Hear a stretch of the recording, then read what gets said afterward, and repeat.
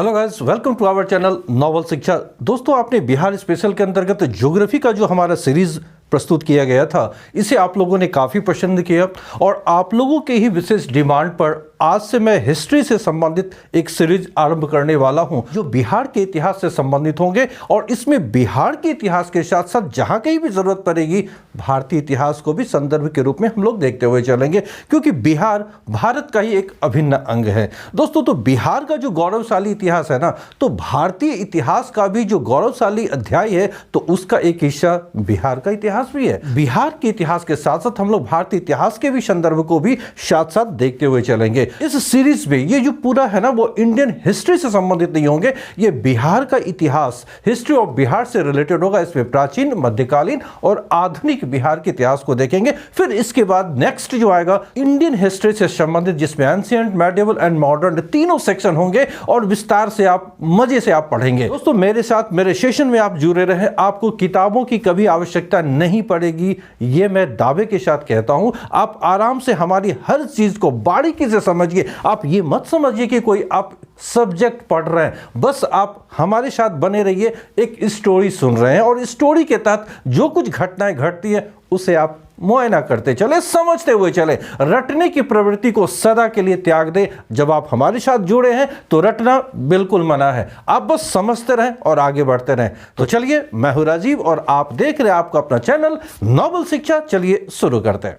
दोस्तों, प्राचीन बिहार के इतिहास को समझने के लिए जरूरी है थोड़ा सा काल विभाजन की ओर हम लोग दृष्टि डालें, जो इतिहास के अंतर्गत की गई है। दोस्तों, सबसे पहले आसान शब्दों में जो काल निर्धारण इतिहासकारों के द्वारा किया गया है उसे अच्छी तरह समझ लेते हैं। मानव का जब अभ्युदय हुआ, यानी मानव जब पृथ्वी पर आया, उस समय से लेकर मानव का इतिहास आरंभ हो जाता है। आरंभिक मानव से लेकर वर्तमान समय तक जो भी क्रियाकलाप मानव समुदाय के द्वारा किया गया, उन्हें अध्ययन के लिए इतिहासकारों ने 3 सेक्शन में बांट रखा है। तो वो जो 3 सेक्शन है, सबसे पहला प्रागैतिहासिक काल, जिसे प्री हिस्टोरिक पीरियड भी कहा जाता है। ये जो पीरियड है, इस समय मानव का अभ्युदय हुआ। सबसे पहले पृथ्वी पर ये वो अवस्था थी जब मानव जंगलों में कंदमूल खाते थे, जानवरों का शिकार करते थे और इसी से उनका जीवन चलता था। जीवन यापन के यही उस समय साधन थे। पहाड़ों में, चट्टानों के बीच में, कंदराओं, गुफाओं में निवास करते थे। यानी मानव का बिल्कुल आदिम अवस्था जो थी, वो सबसे पहला अवस्था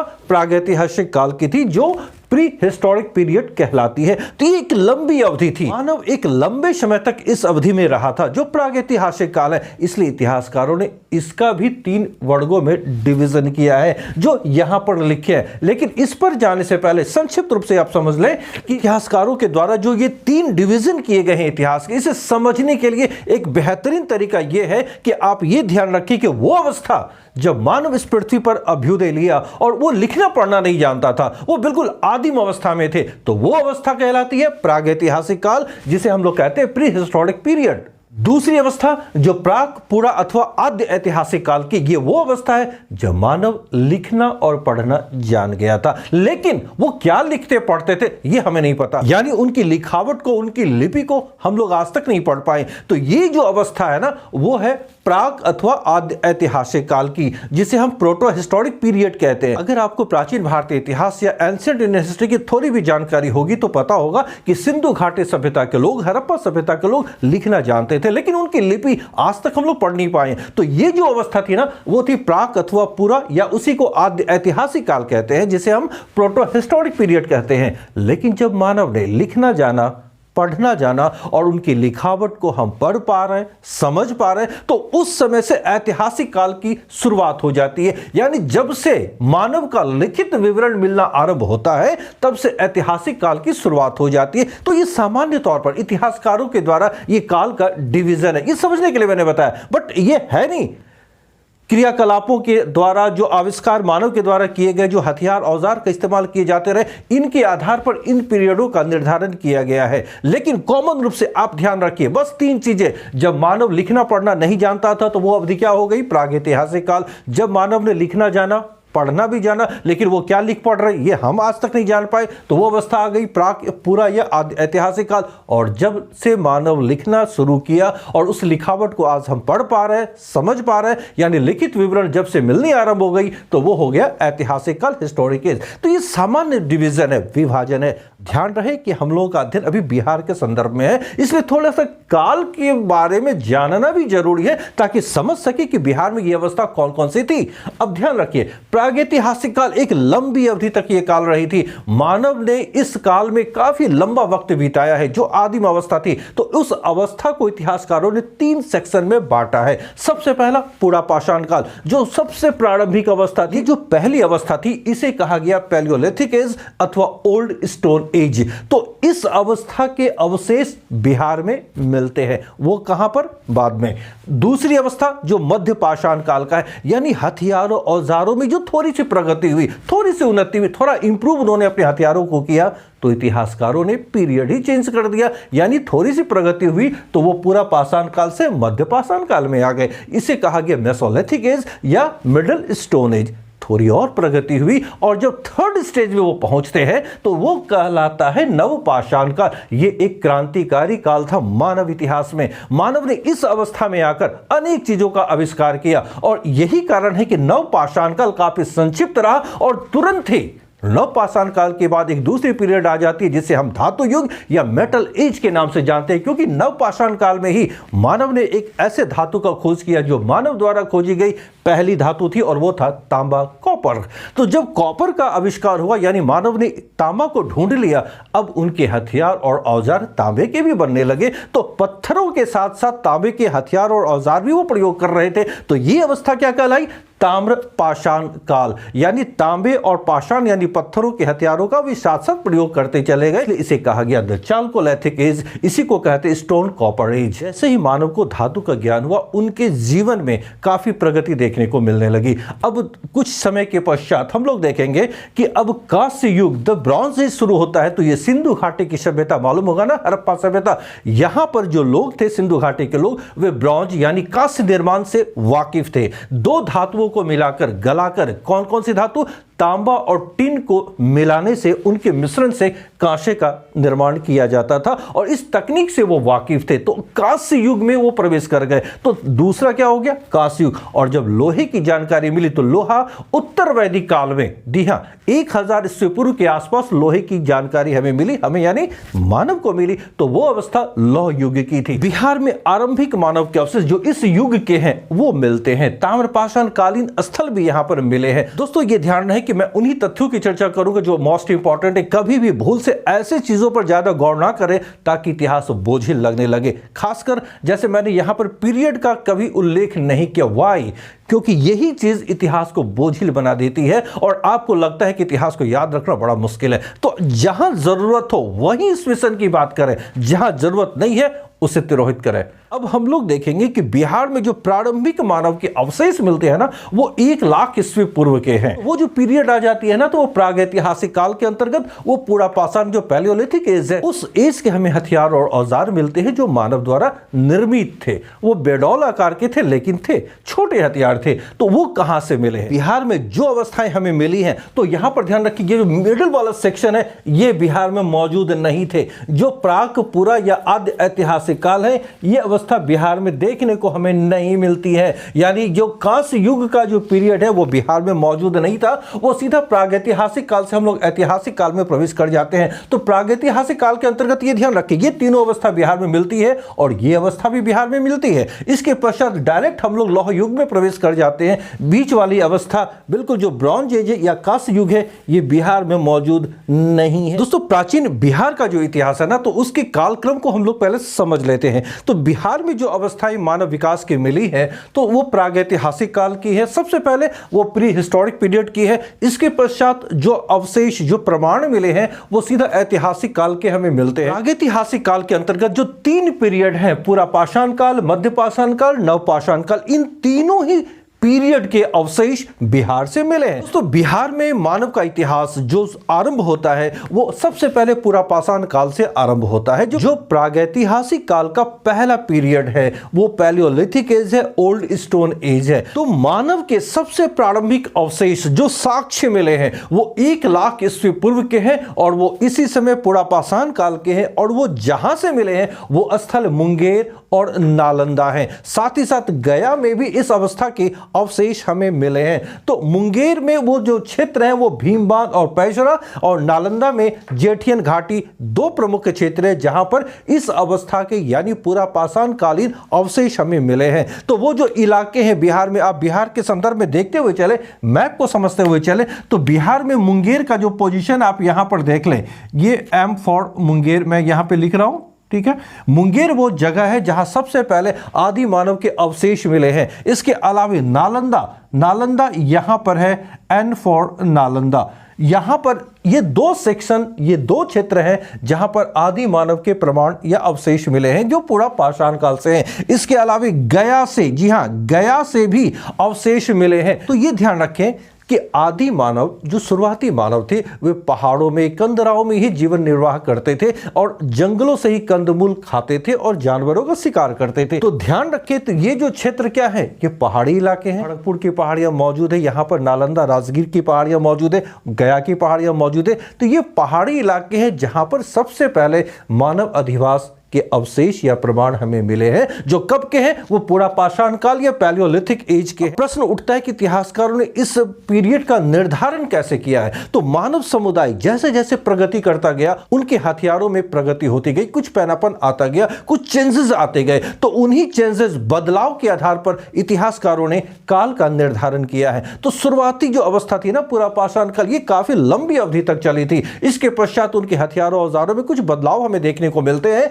तो वो अवस्था आ गई मध्य पाषाण काल की। तो इस अवस्था के जो हमें प्रमाण या साक्ष्य मिले हैं, तो वो भी मुंगेर से ही मिले हैं, वो इसी स्थल से मिले हैं, ठीक है। तो ये दोनों यानी पूरा पाषाण काल और मध्य पाषाण काल, ध्यान रखिएगा, जो पैलियोलिथिक एज है और मेसोलिथिक एज है, इन दोनों ही अवस्थाओं के अवशेष कहां से मिले हैं, तो मुंगेर से मिले हैं। प्रारंभिक अवस्था के अवशेष मुंगेर, नालंदा और गया, ये तीन जिले याद रखिएगा, वहां से मिले हैं। इसके पश्चात हम लोग आते हैं नव पाषाण काल। देखिए, तीनों पीरियड में सबसे शॉर्ट पीरियड, सबसे कम अवधि का पीरियड यही था, नव पाषाण काल। लेकिन यह बेहद क्रांतिकारी पीरियड था। इस अवस्था में मानव ने अनेक चीजों का आविष्कार किया, उनके जीवन में व्यापक बदलाव आते चले गए।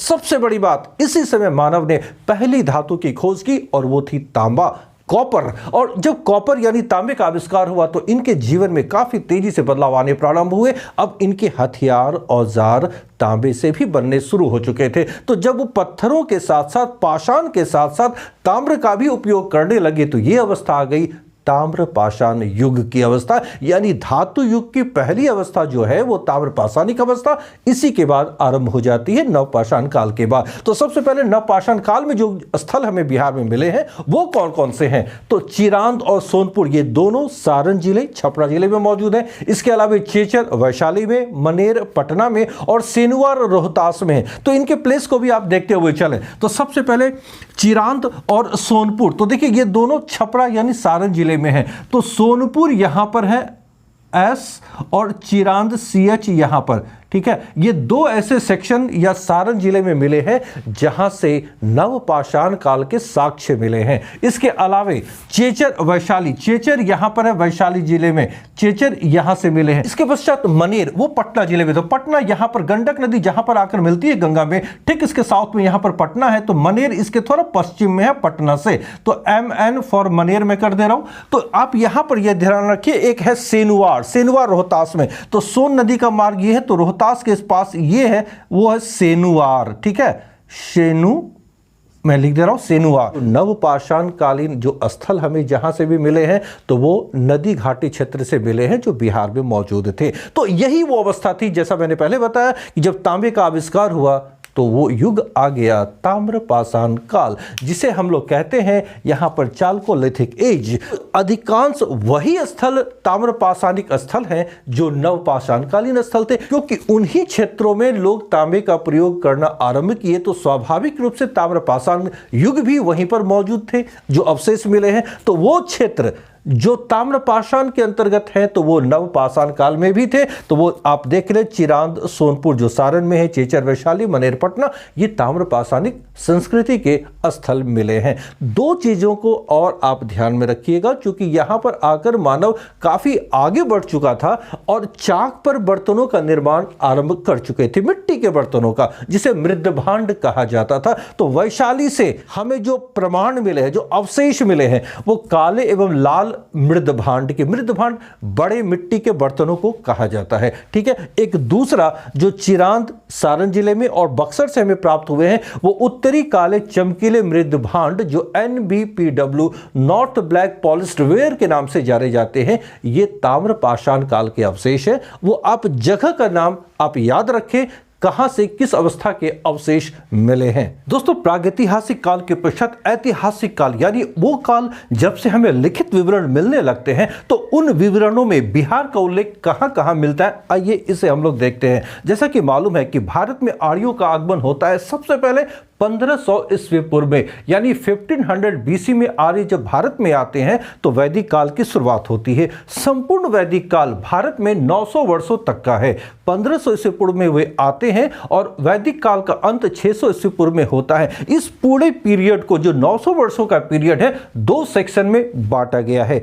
प्रारंभिक अवस्था जो पूर्व वैदिक काल अथवा ऋग्वेद काल कहलाती है या ऋग्वैदिक काल कहलाती है, ये 1500 ईस्वी पूर्व से 1000 ईस्वी पूर्व के बीच रही थी और इसी अवधि में दुनिया की प्राचीनतम ग्रंथ ऋग्वेद की रचना की गई थी। और ये ऋग्वेद उतनी ही प्राचीन है जितनी ईरान में लिखी गई ग्रंथ ज़ेंदावेस्ता, और ये दोनों ग्रंथ दुनिया के प्राचीनतम ग्रंथ है। और उन्हीं में से एक ऋग्वेद में बिहार के संदर्भ में जानकारी मिलती है और इसमें ऋग्वेद में कीकट शब्द का प्रयोग बिहार के लिए किया गया, इस क्षेत्र के लिए किया गया है। तो ये ऋग्वैदिक कालीन रचना है ऋग्वेद। इसके पश्चात उत्तर वैदिक काल की शुरुआत होती है 1000 ईस्वी पूर्व में और पूरा उत्तर वैदिक काल 400 वर्षों का पीरियड है जो 1000 ईस्वी पूर्व से लेकर 600 ईस्वी पूर्व के बीच मौजूद थी। तो इस पीरियड में अन्य जो ग्रंथ हम देख रहे हैं लगभग इसी समय लिखे गए और इन सभी में बिहार के संदर्भ में जहां जहां उल्लेख मिलते हैं आइए उसे देखते हैं।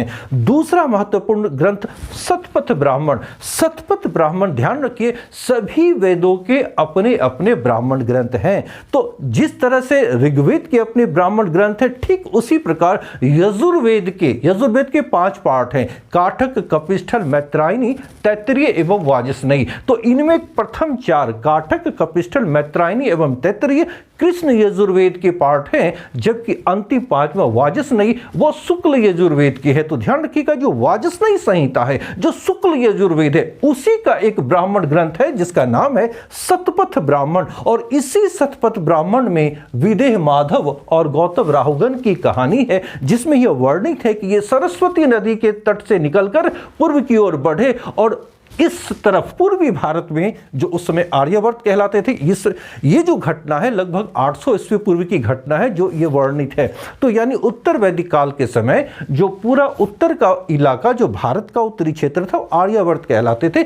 आर्यवर्त का पूर्वी भाग गंडक नदी तक उनका आगमन हुआ था और इस दौरान वे पूरे उत्तर के क्षेत्र को साफ करते हुए आए थे और खेती योग्य जमीनों को तैयार भी किया था। इस काल में आर्यों का फैलाव पूर्वी भारत में शदानीरा यानी गंडक नदी तक होती है, यानी वो बिहार के क्षेत्र तक पहुंच जाते हैं। तो ये उल्लेख है शतपथ ब्राह्मण में। कहानी किसकी है? विदेह माधव की। इसके पश्चात अथर्ववेद में मगध के लोगों के लिए व्रात्य शब्द का प्रयोग किया गया है। व्रात्य का मतलब होता है पतित यानी पापी। ये एक्चुअली आर्य संस्कृति से बाहर के क्षेत्र थे, तो जो उनकी संस्कृति को फॉलो नहीं करते थे उनके लिए उन्होंने ये शब्द का प्रयोग किया। इसके अलावा पंचविश, ये सामवेद का ब्राह्मण ग्रंथ है। इसी पंचविश ब्राह्मण का ही एक नाम महाब्राह्मण और इसी को तांडई ब्राह्मण भी कहते हैं। तो इसमें भी मगध का उल्लेख मिलता है। इसके अतिरिक्त बौद्ध ग्रंथ अंगुत्तर निकाय, दिग्घ निकाय, देखिए दिग्घ पाली भाषा का शब्द है और दिग्घ यानी दीर्घ निकाय और विनय पिटक, ये 3 बौद्ध साहित्य जिसमें हमें मगध का उल्लेख मिलता है। जैन ग्रंथ है भगवती सूत्र, इसमें भी मगध के विषय में हमें जानकारी मिलती है। एक्चुअली ये जो 2 ग्रंथ है, ध्यान रखिएगा, अंगुत्तर निकाय जो बौद्ध ग्रंथ है और भगवती सूत्र जो जैन साहित्य, इन दोनों ग्रंथों में 16 महाजनपदों का उल्लेख है, 16 बड़े राज्यों का उल्लेख है। तो ध्यान रहे, इन 16 बड़े राज्यों में महाजनपदों में 3 महाजनपद मगध, अंग और वज्जी संघ, ये तीनों बिहार में मौजूद थे। वज्जी संघ उत्तर बिहार में, जबकि मगध और अंग दक्षिण बिहार में मौजूद थे। 3 महाजनपदों के विषय में हमें विस्तार से देखना है। इसके अलावा ध्यान रखिए, आप प्राचीन भारतीय इतिहास भी आपने पढ़ना है, आपको एंशिएंट इंडियन हिस्ट्री भी पढ़नी है, तो उसमें भी 16 महाजनपद एक इंपॉर्टेंट चैप्टर है। खासकर उससे भी प्रश्न रेज होते हैं, उन महाजनपदों के नाम, वो कहां पर स्थित थे, उनका लोकेशन क्या है और उनकी राजधानियां क्या थी, ये आपको याद रहनी चाहिए। तो मैं उन सभी को बहुत क्लियर मैप के द्वारा समझाते हुए चलूंगा, और ध्यान रहे आपको रटना नहीं है, बस आप मैप देखते चले, हमारे साथ बोर्ड को फॉलो करते चले, सारी चीजें आपको यथावत याद हो जाएंगी, आपको रटने की आवश्यकता नहीं पड़ेगी। तो चलिए 16 महाजनपदों के विषय में हम लोग जानते हैं, और बिहार के संदर्भ में भी देखेंगे जो 3 महाजनपद मगध, अंग और वज्जी संघ है, उनके बारे में भी जानेंगे। सबसे पहले 16 महाजनपदों के बारे में समझ लेते हैं।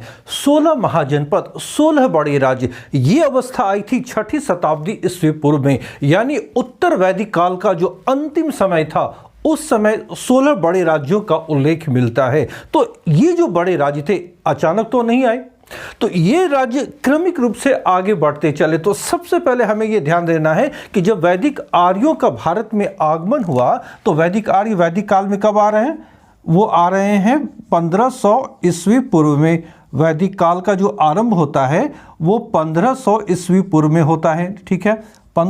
तो जब वैदिक लोगों का भारत में आगमन हुआ, जो पूर्व वैदिक कालीन वो अवस्था थी जो 1500 ईस्वी पूर्व से 1000 ईस्वी पूर्व के बीच है, तो उस समय उसका जो सामाजिक ताना बाना है उसको समझिए कि महाजनपद तक वो कैसे आए, शुरुआत से लेके यहां तक आने में किन स्टेज से वो निकलकर आगे आए हैं। सबसे पहले इस समय जब आर्य जन भारत आए तो उनका अपना एक परिवार होता था।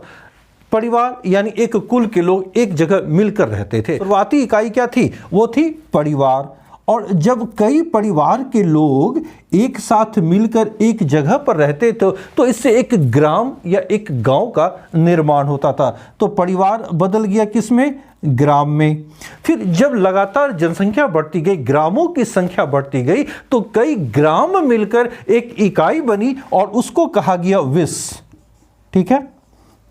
और जब लगातार ये संख्या बढ़ती रही तो कई विस मिलकर बने थे एक जन, जो कबीले के रूप में ही था लेकिन जन। तो पूर्व वैदिक काल में यानी ऋग्वैदिक काल में ये अवस्था आ चुकी थी। परिवार बढ़कर ग्राम में बदल गए थे, ग्राम और बड़े होकर विश और विश बड़े होकर जन में बदल गए थे। तो ये अवस्था 500 वर्षों में आई थी।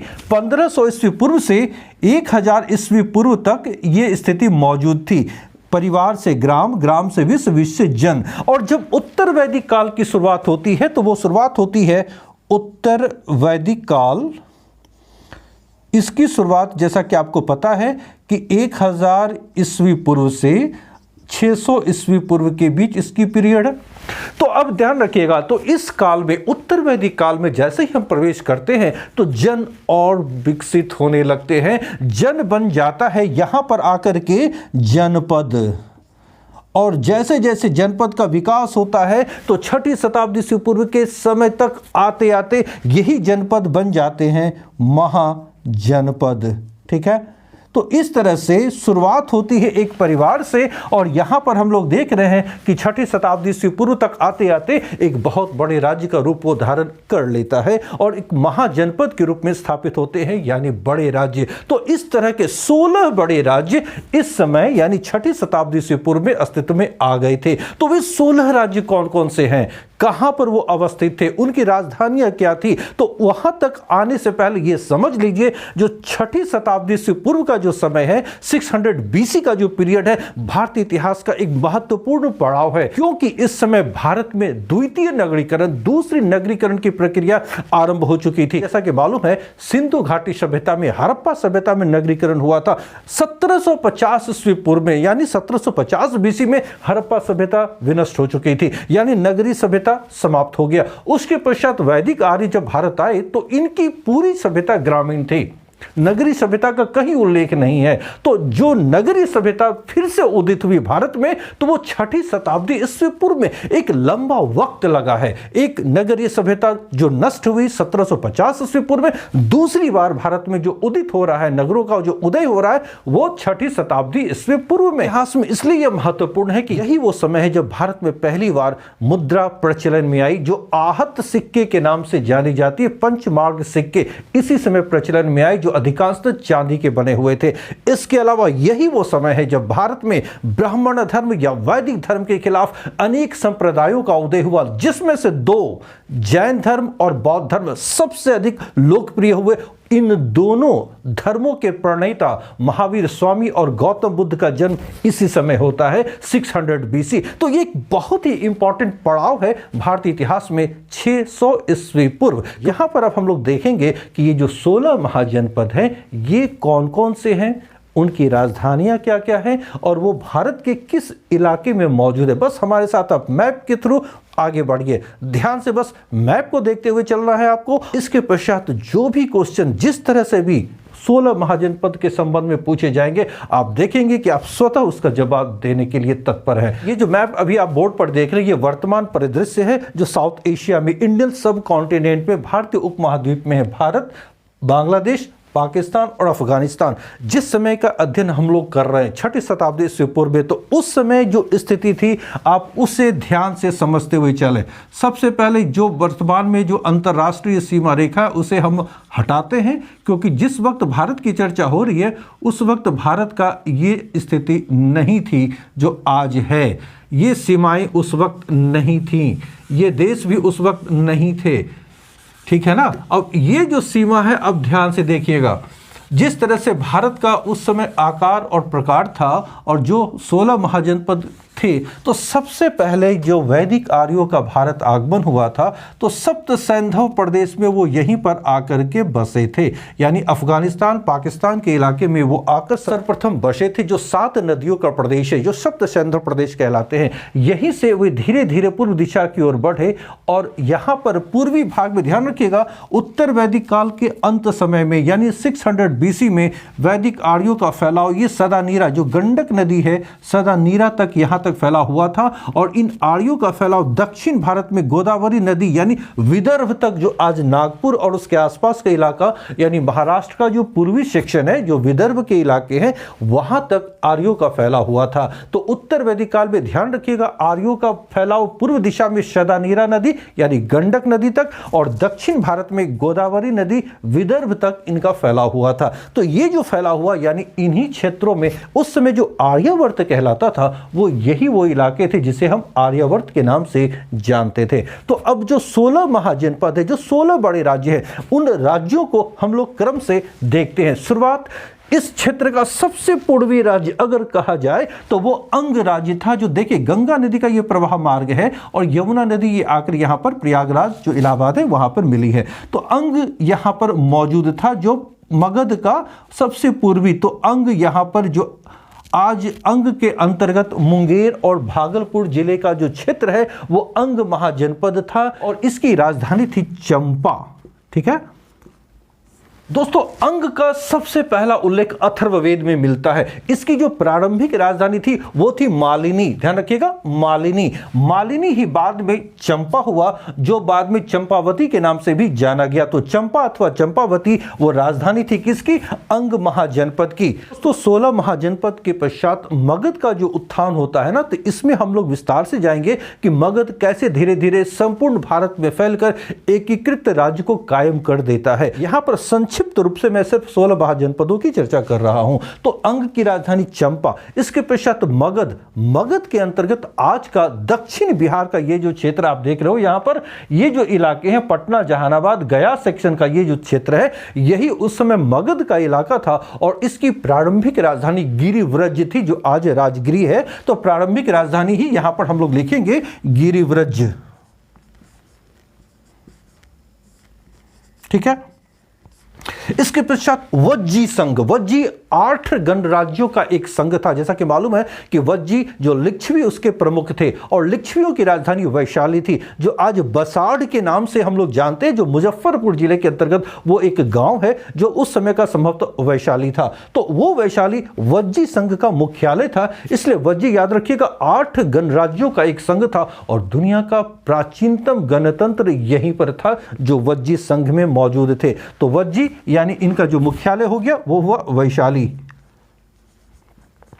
क्षेत्र भी आप देखते चले तो यहां पर अंग है, तो अंग के ठीक बगल में यहां पर मगध, भारत के क्षेत्र में जो 16 महाजनपद है उसको आप देखते चले। इसको मैं मिटा दूं।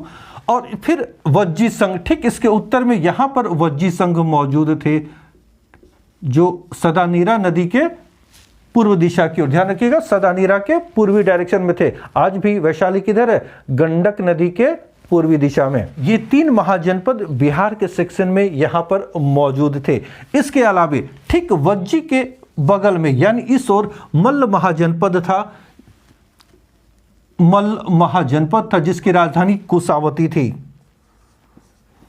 कुशावती आप यहां पे देखते चलिएगा, बाद में आप स्क्रीनशॉट ले सकते हैं, पहले आप बोर्ड पे समझते हुए चलिए। जिस तरह से है जोड़ी में आप याद रखिए, अंग मगध साथ साथ हैं, वज्जी और मल्ल ये साथ साथ हैं। अगर जोड़ी में याद रखेंगे ना तो 16 महाजनपद है, तो 8 जोड़ी 8 पेयर में याद रखेंगे तो बहुत आसानी से याद होगी और क्षेत्र भी आप ध्यान में रखेंगे। बस राजधानी पर ध्यान देते चले। इसके पश्चात काशी यानी वाराणसी, मल्ल से इधर निकलेंगे तो काशी का क्षेत्र यहीं पर मौजूद था जो आज पूर्वी उत्तर प्रदेश का इलाका है, बनारस और उसके आसपास का इलाका। तो इसकी राजधानी वाराणसी, जिसे हम बनारस भी कहते थे।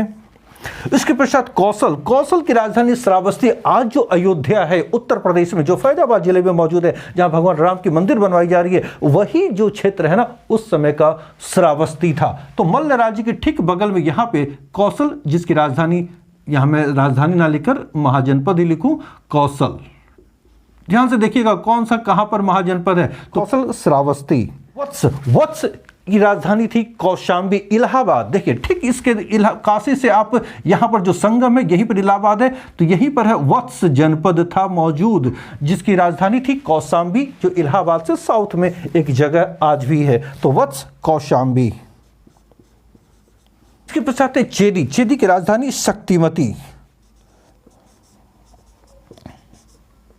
देखिए बुंदेलखंड और उसके आसपास का इलाका, उत्तर प्रदेश और मध्य प्रदेश की जो सीमावर्ती क्षेत्र हैं, यहां पर चेदी महाजनपद मौजूद है जिसकी राजधानी थी शक्तिमती। इसके पश्चात कुरु, कुरु महाजनपद एक बहुत ही प्रसिद्ध महाजनपद है। कुरु और पांचाल, महाभारत की पूरी कहानी तो इसी महाजनपद से ही संबंधित है, जो उत्तर वैदिक कालीन घटनाएं हैं। कुरु, ठीक है, ये कुरु के ही पड़ोस में यहां पर पांचाल का राज था। ध्यान रखिएगा, पांचाल। पांचाल की 2 राजधानियां थी, एक अहिछत्र, दूसरा कांपिल्य। कुरु को पहले मैं लिख दूं, कुरु का राजधानी इंद्रप्रस्थ, इंद्रप्रस्थ। पांचाल की 2 राजधानी थी, ठीक है, एक उत्तरी पांचाल और दक्षिणी पांचाल। उत्तरी पांचाल की राजधानी थी अहिछत्र और दक्षिणी पांचाल की राजधानी थी कांपिल्य। पांचाल एक बड़ा राज्य था, तो उत्तरी पांचाल और दक्षिणी पांचाल 2 हिस्से में ये बटे हुए थे। तो उत्तरी पांचाल की राजधानी अहिछत्र और दक्षिणी पांचाल की राजधानी कांपिल्य। इसके अलावे अब यहां पर आइए, मत्स्य, मत्स्य महाजनपद, यहां जो राजस्थान में जयपुर के पास का इलाका है वो मत्स्य जनपद था। मत्स्य जनपद की राजधानी थी विराटनगर, विराटनगर। इसके पश्चात सूरसेन, सूरसेन महाजनपद, यमुना नदी के तट पर यहां पर सूरसेन महाजनपद मौजूद था जो आज का मथुरा है। मथुरा इसकी राजधानी थी। इसके पश्चात एक राज्य अस्मक, ध्यान रखिएगा, अस्मक राज्य यहां पर मौजूद था। अस्मक, जिसकी राजधानी पोतन अथवा पोटली थी, पोतन अथवा पोटली। अवंती, देखिए अवंती एक बड़ा राज्य था, जो मालवा का पठार, जो मध्य प्रदेश का इलाका, जो ये सेंटर भारत है, यहां पर मालवा का पठार है और यही मध्य प्रदेश। और अवंती राज्य, अवंती एक बहुत बड़ा राज्य था, इसकी भी 2 राजधानियां थी। अवंती, उत्तरी अवंती और दक्षिणी अवंती, इसकी 2 राजधानियां हुआ करती थी। उत्तरी अवंती उज्जैनी, उज्जैनी और दक्षिणी महिष्मती, महिष्मति। महिष्मति का नाम आप सभी ने सुना ही होगा, बाहुबली फिल्म तो आप लोगों ने देखा ही होगा। महिष्मति तो अवंती का राज्य एक बड़ा राज्य था जो मध्य भारत में मौजूद था। 2 राजधानियां उज्जैनी और महिष्मति। नेक्स्ट है गंधार। गंधार जिसकी राजधानी थी तक्षशिला। तक्षशिला देखिए आज ये वर्तमान में ये पंजाब प्रांत, पाकिस्तान के पंजाब में तक्षशिला यहां पर मौजूद है। तक्षशिला तो वो प्रांत है गंधार। ठीक है, मैं सिर्फ गंधार को लिखता हूं, राजधानी को नहीं। गंधार प्राचीन काल में सबसे प्राचीन विश्वविद्यालय या शिक्षा का प्रधान केंद्र अगर कोई था तो वो तक्षशिला था जो गंधार की राजधानी थी। अब एक नेक्स्ट है कंबोज जिसकी राजधानी है हाटक। हाटक दोस्तों ये जो इलाके थे ये पूरी तरह अफगानिस्तान के इलाके में मौजूद था। ये कंबोज का इलाका था। जो कश्मीर का जो सेक्शन है, कश्मीर का जो पश्चिमी भाग, उत्तरी भाग है, इस सेक्शन से अफगानिस्तान के जो इलाके मिले हुए हैं वहां कंबोज का इलाका था जिसकी राजधानी हाटक थी। तो आप यहां पर ध्यान रखिए कि उत्तर वैदिक काल में आते आते ये 16 बड़े राज्य अस्तित्व में आ गए थे। सबसे घनी आबादी, सबसे घना इलाका जो नदी घाटी के क्षेत्र में आप खुद देख रहे होंगे। नदी घाटी के क्षेत्र में जैसे जैसे इन लोगों ने कृषि कार्य को अपनाया उत्तर वैदिक काल में, जैसा कि मालूम है कि कृषि इनका मुख्य पेशा हो गया था। कृषि से ही इनकी मुख्य आमदनी होती थी, जीविकोपार्जन का मुख्य साधन यही था। तो कृषि योग्य भूमि यहां पर गंगा घाटी में मौजूद थे। तो बड़े पैमाने पर लोगों का पलायन या बसाव हुआ गंगा घाटी के क्षेत्र में। तो जो राज्य आपको दिखाई दे रहे हैं और इन सब की राजधानी एक प्रमुख नगर के रूप में उभर कर सामने आ चुके थे। तो ये 16 बड़े राज्य, अगर इस क्रम में प्रश्न अगर आ जाए तो भारत का सबसे दक्षिणी 16 महाजनपदों में वो कौन सा राज्य था, तो याद रखिएगा वो असमक था जिसकी राजधानी पोतन या पोटली है और वो गोदावरी नदी के तट पर मौजूद है। 16 महाजनपदों में सबसे पश्चिम कौन था, तो यहां पर देखिए कंबोज जो अफगानिस्तान के इलाके में मौजूद है जिसकी राजधानी हाटक है। सबसे पूर्वी तो यह अंग महाजनपद देख रहे हैं, कुरु पंचाल जिसकी चर्चा महाभारत में हुई है, इसके बारे में आप अच्छी तरह से जानते हैं। तो ये 16 महाजनपद इनकी अवस्थिति है और उनकी राजधानी कौन कौन सी है, ये सारी चीजें आप ध्यान में रखिएगा। इसी क्रम में अब हम लोग देखेंगे कि इन 16 महाजनपदों में मगध एक ऐसा महाजनपद है जो धीरे धीरे अपनी शक्ति को इतना बढ़ा लेता है कि बाकी सभी महाजनपदों को अपने शिकंजे में कस लेता है और एक अखिल भारतीय राज्य कायम कर देता है। तो मगध में वो कौन कौन से शासक है और कौन सी परिस्थितियां थी जिसके कारण मगध सबों पर हावी हो गया और एक सर्वशक्तिशाली राज्य के रूप में उभर कर सामने आया।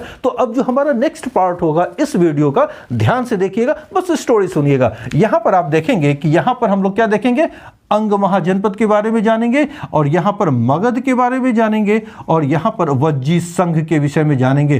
तो ये 3 महाजनपद जो बिहार के सेक्शन में, इस पर विशेष फोकस होगी और इसके पश्चात मगध पर पूरी तरह हम लोग ध्यान केंद्रित करेंगे। जितने राजवंश आए हैं उन पर ध्यान केंद्रित करेंगे। दोस्तों मैं ये कहना चाहूंगा कि बिहार स्पेशल के अंतर्गत हमारे ज्योग्राफी से संबंधित सारे वीडियोस, इंपॉर्टेंट जो टॉपिक थे वो सभी आ चुके हैं। प्लेलिस्ट में सारे वीडियोस के लिंक मौजूद है, आप जाएं और उन्हें जरूर अच्छी तरह से देख लें। अगर आप फाइनली बीपीएससी को क्रैक करना चाहते हैं तो काइंडली हमारे वीडियो को ध्यानपूर्वक देखें। आपको पीटी की बिल्कुल ही चिंता नहीं करनी है, आप फोकस करें मेंस की ओर, ध्यान रखें इस बात का। और अब मैं जो हिस्ट्री का जो सीरीज लेकर आने वाला हूं ना, ध्यानपूर्वक सारे वीडियोस को सिर्फ आप देखें और जो तथ्य बताए जाए, जो कहानी सुनाई जाए, आप ध्यानपूर्वक सुनते चलें। आप 1 बार 2 बार वीडियो को रिप्ले करके देख सकते हैं तो आपकी सारी जिज्ञासाएं समाप्त हो जाएंगी। जो भी प्रश्न होंगे आपसे आराम से सॉल्व होंगे। अन्यत्र भटकने की, किताबों में भी जाने की आवश्यकता आपको नहीं पड़ेगी। तो अगर ये सेशन आपको पसंद आए तो आप इसे लाइक करें, दोस्तों को भी शेयर करें। दोस्तों अगर आप नए हैं तो चैनल को सब्सक्राइब अवश्य कर ले, बेल आइकन को भी अवश्य प्रेस करें, साथ ही ऑल पर भी क्लिक कर ले ताकि हमारे नए वीडियोस के नोटिफिकेशन आपको सबसे पहले मिल सके। तो एक नए सेशन में, टिल देन बाय।